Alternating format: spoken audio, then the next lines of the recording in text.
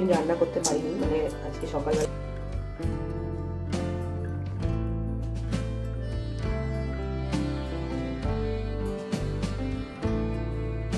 দিন চেয়ে চেয়ে লেবু নেবে।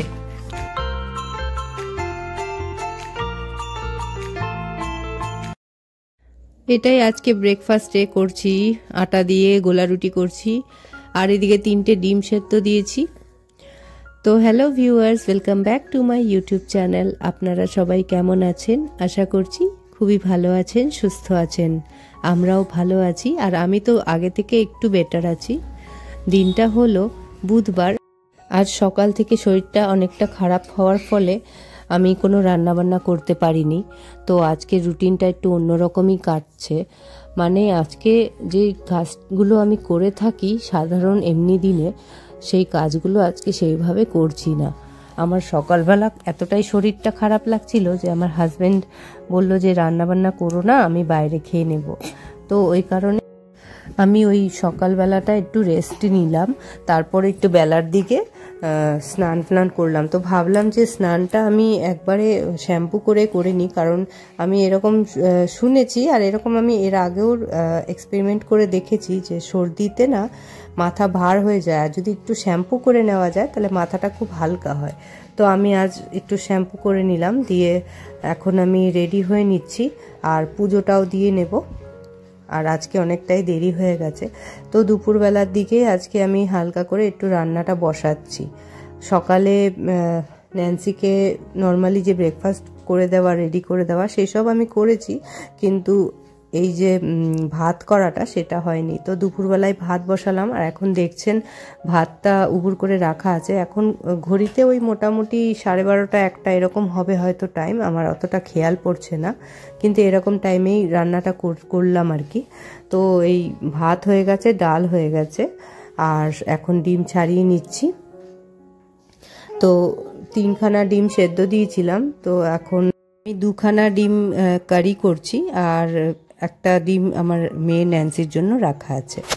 তো এখন আমি ভাত করলাম, ডাল করলাম, তাতে একটু শিম আর পটল দিয়েছি, তো ভাতে দিয়েছি, তো সেটা খাওয়া হবে মেয়ের জন্য। আর মেয়েকে একটা ডিম সেদ্ধ দিচ্ছি, আর সাথে আমার জন্য 2খানা ডিম।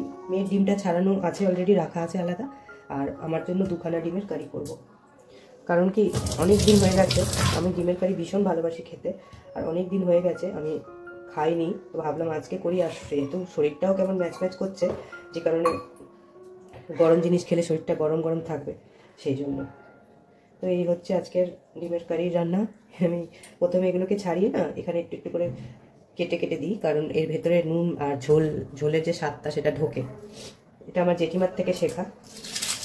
মানে জেঠিমা যখন কলকাতায় এসেছিলেন, আমি তখন কলেজে পড়ি, তো ওনার সঙ্গে ছিলাম কদিন, তো উনি ডিমের কারি রান্নাটা তখনই আমাকে বলেছিলেন এই ব্যাপারটা, তো তখন থেকেই ফলো করি। আগে তো বিয়ের আগে তো অত রান্না করতাম না, তো টুকটাক টিপসগুলো মাথায় যে শিখিয়ে দেয় সেইগুলো থেকে যায়, তো সেইগুলো কি এক এক সময় মানে অ্যাপ্লাই করা যায়, আর এই জিনিসগুলো ভোলার নয়। যাই হোক, আমি এখন রান্নাটা স্টার্ট করছি। আমি চাইলে আজকে রুটি করতে পারতাম, কিন্তু ওই 2 দিন ধরে ওরকমই চলছে রুটি, তো আর ভাল লাগছে না।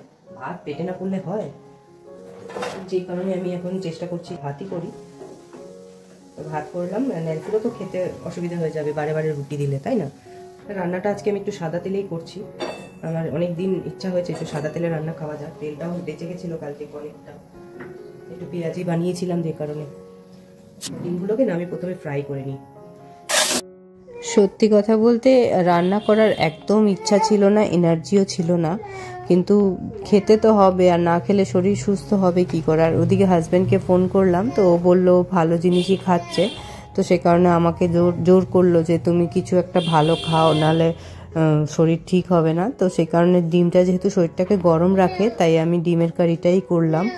আর হাজবেন্ড তো ডিম খায় না, যে কারণে ওর জন্য তো কিছু বানাচ্ছি না, যে কারণে আমি নিজের জন্যই এটা মনে হলো যে এটাই পারফেক্ট হবে খেলে। আর একটু ঝাল ঝাল করেই করেছি। আমি শুকনো লঙ্কা অতটা খাই না, সে কারণে আমি কাঁচা লঙ্কার দিয়ে রান্নাটা করছি। আর একটা পেস্ট বানিয়ে নিয়েছি অনেকগুলো মশলা মিশিয়ে, যে পেস্টটা দিয়ে দিচ্ছি। এটা শর্টকাটে রান্না। আপনারা হয়তো আমার ভ্লগে দেখেছেন আমি খুব একটা ডিমের কারি বা ডিমের কষা বা ডিমের ঝোল এই টাইপের রান্না করি না, কারণ আমার হাজব্যান্ড একদম ডিম খায় না আর মাংস খায় না, ও শুধু মাছ খায়। তো সেই কারণে মাছটাই বেশি হয়। আর কোনো দিন যদি ওর জন্য টিফিন না বানাতে হয়, ধরুন ওর অফিসে খাওয়া দাওয়া হলো, পার্টি হলো বা কিছু হলো, যে ওকে ওর জন্য রান্না করতে হচ্ছে না, সেই ক্ষেত্রে আমি চেষ্টা করি ডিমের কারিটাই করার।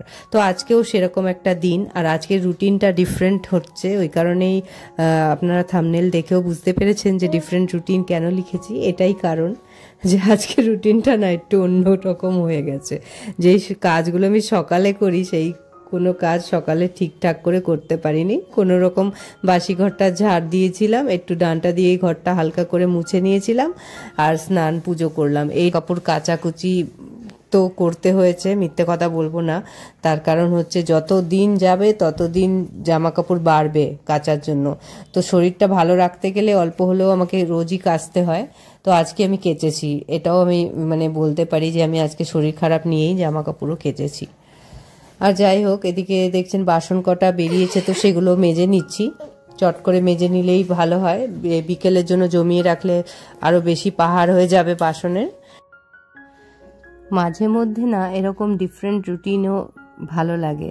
কি বলুন তো, মনে হয় যে একটুখানি একঘেয়ে জীবন থেকে সরে গিয়ে একটু আলাদা রকমভাবে দিনটা কাটালাম, এই ফিলটা আসে। তো আজকে আমি বলবো না যে খুব একটা ভালো কাজ করেছি রান্না না করে। সকালে হাজব্যান্ডের না খেয়ে বেরোতে হয়েছে ঠিকই, কিন্তু ও যে বাইরে ভালো খেয়েছে এটা শুনে আমি একটু শান্তি পেলাম।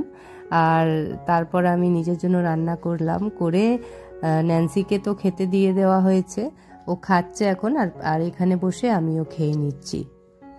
ন্যান্সির যে একটা চেয়ার আছে না, যেখানে খাবার রেখে খাওয়ানো যায়, ওই চেয়ারেই ওকে বসিয়ে খাওয়াচ্ছে মাসিমা, আর আমি আমারটা এখানে বেড়ে খেয়ে নিচ্ছি। কারণ অলরেডি দুপুরবেলা রান্না করেছি, বেশি দেরি করে না আমরা খাই না। আসলে আমাদের খাওয়ার টাইম ওই রকম একটা এরকম টাইমেই আমরা খাই আর কি।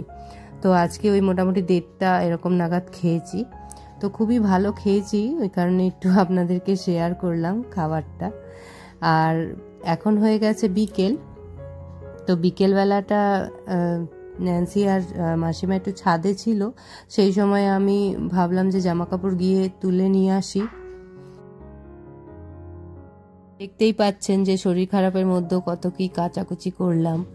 আসলে না এগুলো জমতে জমতে আরও বেশি না হয়ে যায়, আর যদি বেশি হয়ে যায় আরও টেনশন বেড়ে যায়। তো সেই কারণে আমি যতই কষ্ট হোক স্নানের আগে এগুলো কেচে তবেই স্নানটা সারলাম।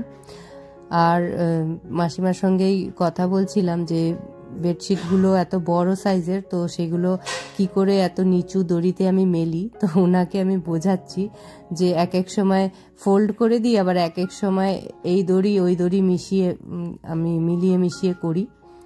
এই দড়িতে কিছুটা ঝুলালাম, ওই দড়িতে কিছুটা ঝুলিয়ে দিলাম, সেইভাবেও শুকিয়ে যায় তাড়াতাড়ি। তো সেই সবই গল্প করছিলাম। আর বলছিল যে এই দড়িটাকে আর উঁচু করার কোনো উপায় নেই, কারণ গাছটা তো উপরে তো সেরকম ভারী ডাল নেই, আর আমরা তো গাছের মধ্যে এক সাইডে বেঁধেছি, সেই কারণে তো একটা রড লাগিয়ে নিলে ভালো হয়। এইটাই আমরা বলা বলি করছিলাম সেই সময়। তো জামা কাপড়গুলো ওই সাইডে রেখে আমি আবার গাছেও জল দিয়ে দিচ্ছি। এটাই ভালো সময় গাছে জল দিয়ে দেওয়া। প্রতিদিন চেয়ে চেয়ে লেবু নেবে। চুলটার কি অবস্থা দেখি, লেবুটা দেখি, লেবুটা দেখা, দেখি দেখা, আমাকে দেখা লেবুটা দেখা। এরকম করে শুধু শুধু লেবু খায়, আর না দিলে কি বায়না কি কান্না। দেখি দেখি লেবুটা দেখা। এই যে লেবুটা কেটে দিয়েছি, দেখাচ্ছেও না। এইভাবে রোজ খেতে বসে লেবু